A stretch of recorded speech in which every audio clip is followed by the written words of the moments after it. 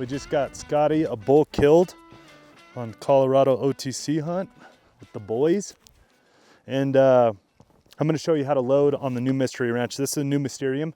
It's not any different than the old, how to load the meat shelf isn't any different than the old bags.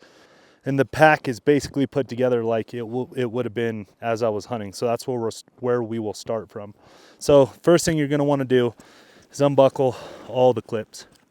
So the side compression, the top, the side compressions, that one was already unbuckled right there because I had my water out. But that's your first step. From there, you are going to undo this one right here. Okay, undo that one. These bat wings will come off of this frame. Now, if it doesn't come off, it obviously is connected in here and you can loosen it and actually get some movement. You can move the actual shelf right here. These ones will actually move the length of the shelf, and this will help tie in the meat right here to the back.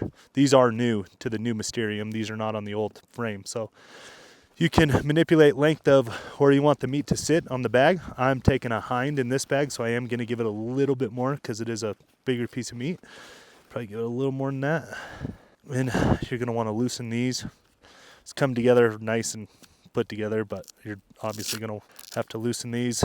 What I do is I'll just run it all the way out to the end and then redo that. I'll do that on all 4 of these. Now that this bag has been used on a meat shelf this time, I'll just leave these untethered like this. Just tuck them in. I do like that it comes nice and put together, but I don't like doing this every single time. That's just me.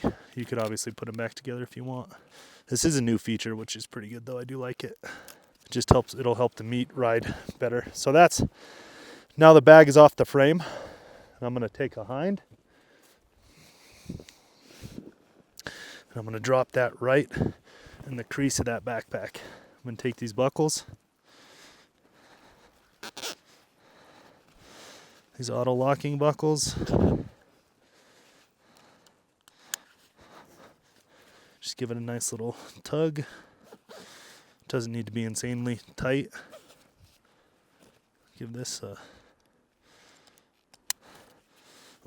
little tug. And now what I'm gonna do is lay this down back on the pack and I'm gonna compress it.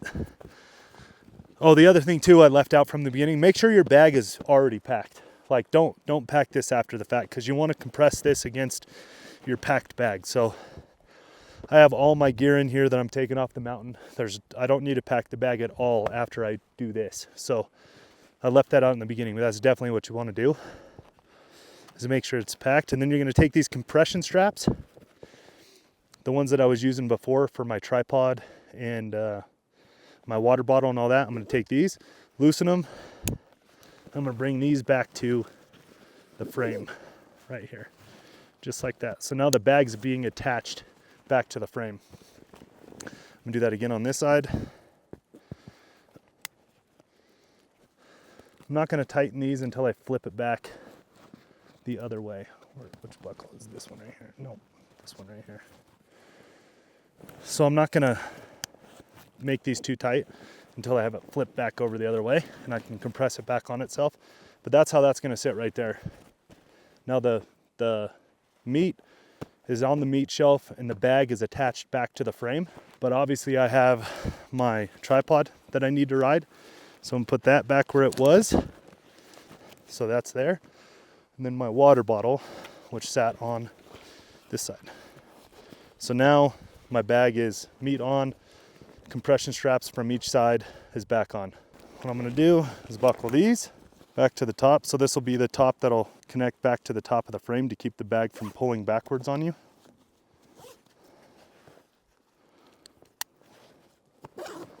And I'm moving as fast as I can, so sorry if it's taking forever.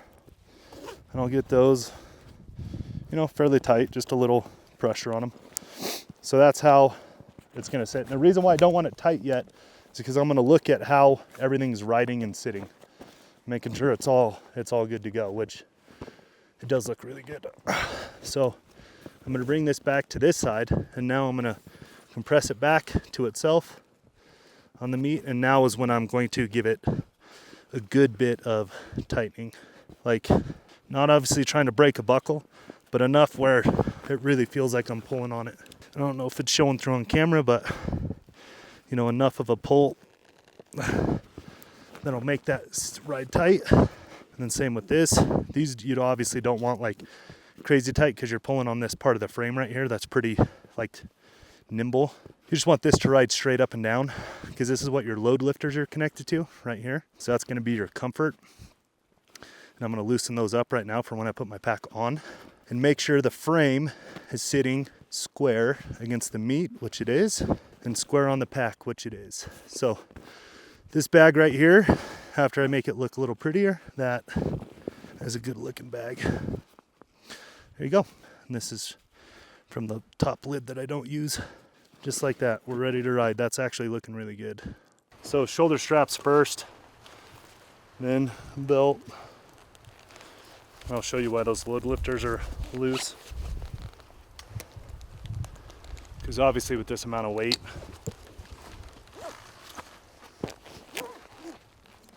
you want to pull it a little too far back. Just until it's